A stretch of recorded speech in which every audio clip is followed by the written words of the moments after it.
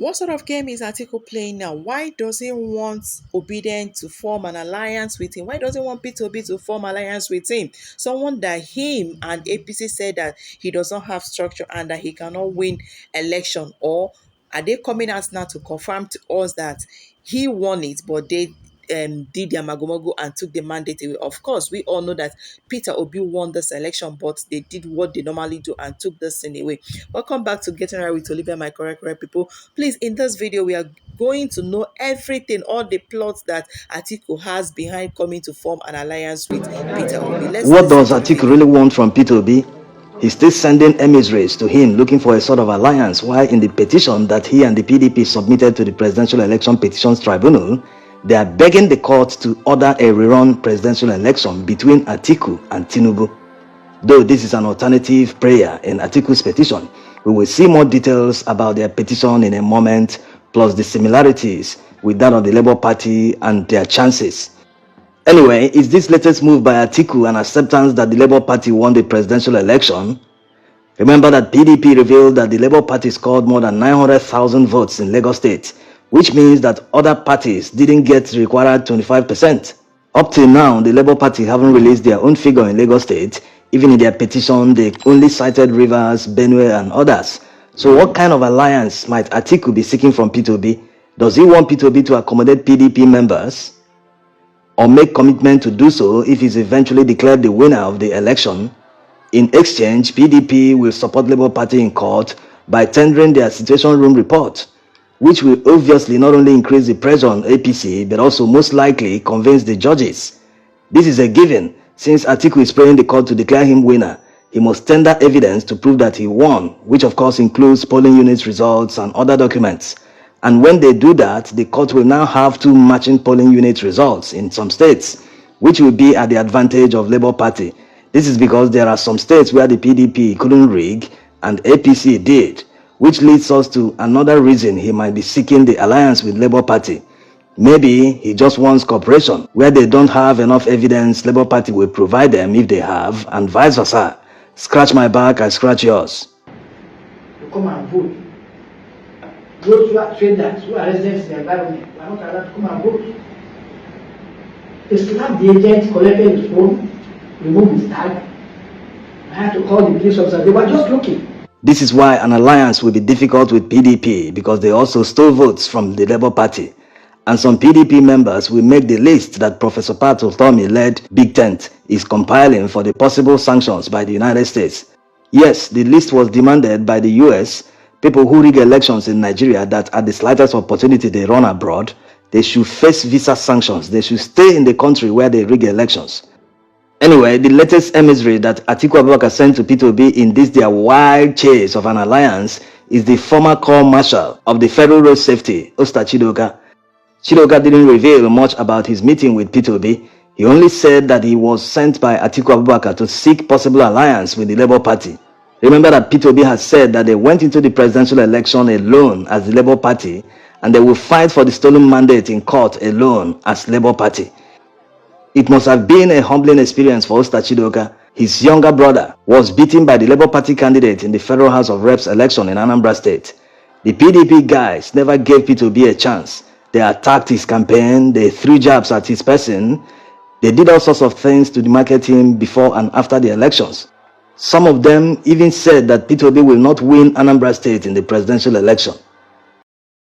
Peter Obi continued after the presidential election, and Osta Chidoka and other PDP chieftains couldn't call PDP social media influencers to order.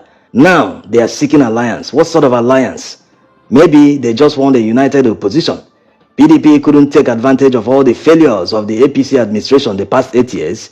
They couldn't play the role of an opposition party till Peter Obi and Labour Party started doing the job for them before election. Instead of joining them, they started attacking Peter Obi. At the time, it looked like Labour Party was the party in power because they were receiving knocks from APC and the PDP left, right, and center. Atiku himself needs to come down from his high horse. After he lost the election, he still had the audacity to talk down on Peter Obi, that Peter Obi won PDP strongholds in the south, which obviously reduced the chances of PDP, but that it wasn't enough to make Peter Obi president. What about Atiku that couldn't unite the PDP before the election? Why is he seeking an alliance with the Labour Party since he thinks he can go it alone? Or is Atiku Abubakar playing games?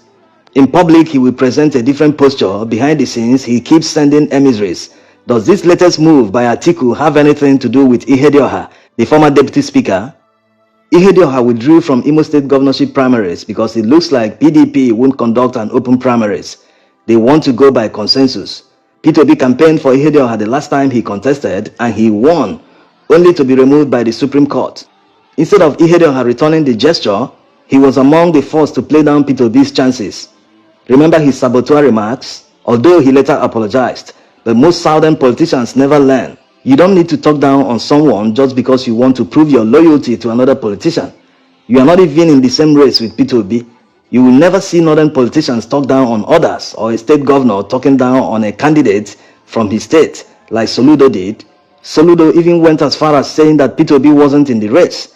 What did they gain? Nothing. They only lost. They lost goodwill. Some lost elections to the structuralist party, people like Chimaroke, Ekunife, and others. Seriously, PDP brought whatever is happening to them today in the South to themselves.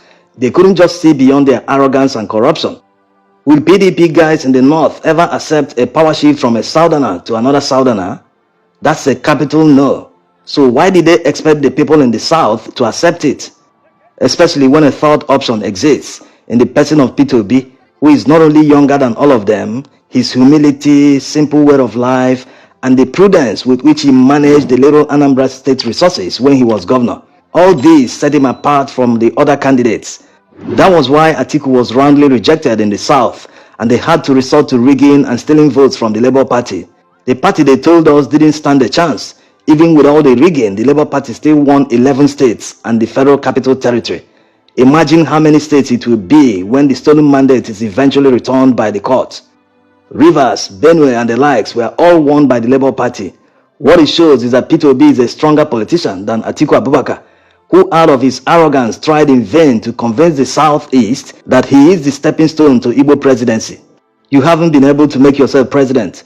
The North, you claim that they don't know Peter Obi. Seems like they don't know you either.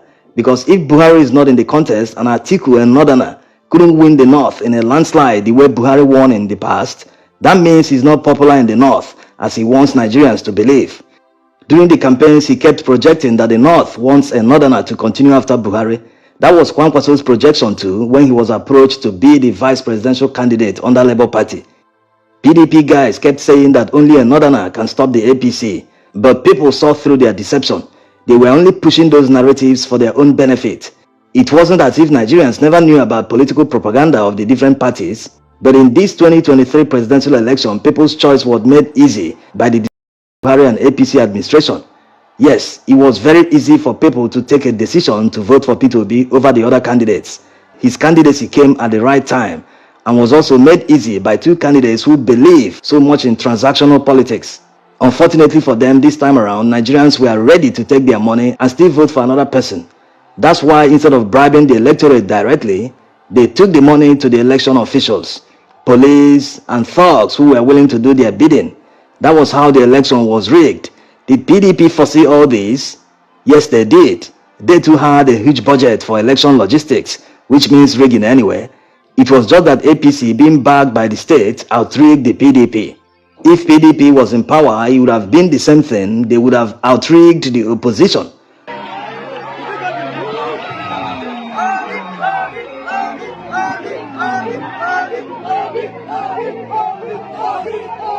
Yes, Peter Obi has proved that the money politicians spend in renting crowds to come to campaign rallies is such a huge waste.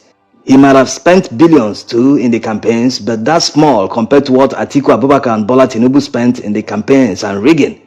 Their own expense started from the party primaries, where they spent millions of dollars to bribe delegates. Peter Obi actually left PDP because of the transactional politics at play, and he got the Labour Party nomination on a platter. He spent less, ran an issue-based campaign which endeared people to him and the Labour Party, and in the end, he still won the election, though it was stolen. Today, Labour Party has a governor-elect in Abia State. They have senators, House of Representative members. They've become hot cake. All they need now going forward is to attract the best candidates in subsequent elections. All the off-season elections that are coming up, Imo State governorship election, Edo State, Anambra, and many others. The more elected officials from Labour Party perform in office, the more they will attract voters. That's how the popularity of the Labour Party will keep rising. Good governance is the ultimate political campaign. When a governor performs creditably in office, he wouldn't need much campaign when going for a second term because his projects and good deeds will campaign for him. Now, let's see snippets from the PDP petition to the appeal court. These petitions were submitted around the same time at the Presidential Election Petitions Tribunal, but that of the PDP wasn't trending because people are aware that they didn't win the election. The Labour Party petition has been trending because of the single fact that Peter Obi said that they won the election. As you can see from the PDP's petition, they also want the court to disqualify Tinubu because he wasn't qualified to contest the presidential election. This is the first relief that the Labour Party is seeking in their petition. Another similarity is the 25% in the Federal Capital Territory, which obviously PDP and APC didn't receive, which nullifies his plea to be declared the winner of the presidential election. If the appeal court affirms the Supreme Court interpretation that a candidate must score 25% in the FCT in order to be declared winner, that means Atiku cannot be declared winner based on that, even if he's able to prove that he got more votes than Tinubu. Next one is their prayer to the court to nullify the presidential election and order a fresh one because of the electoral law violations by INEC. These are the four similarities in the petitions of the Labour Party and the PDP. Now to the strange one, Atiku is praying the court to order a rerun election between the APC and the PDP. This sounds funny, but they have a reason for making this demand, if they can prove it. According to the PDP, the votes from polling units which were either undeclared or not uploaded to the IREV or even completely missing, these votes are greater than the margin between Tinubu and Atiku. So based on that, they are saying that INEC shouldn't have declared the winner without accounting for the votes, although it looks unlikely that one candidate will receive all the votes, but they are in the millions. INEC should have accounted for the votes before the declaration. Anyway, Nigerians are hoping and waiting for the legal fireworks to begin. Let's see how the judges will handle these petitions. Thank you so much for watching. Please, if you're new here, go ahead and smash that subscribe button so that you'll be among the first people that will be notified when we upload our new videos. And for our returning subscribers, you guys are the best. We do not take your love for granted, okay? It's still your girl getting ready to leave it. Thank you so much for all that you do here.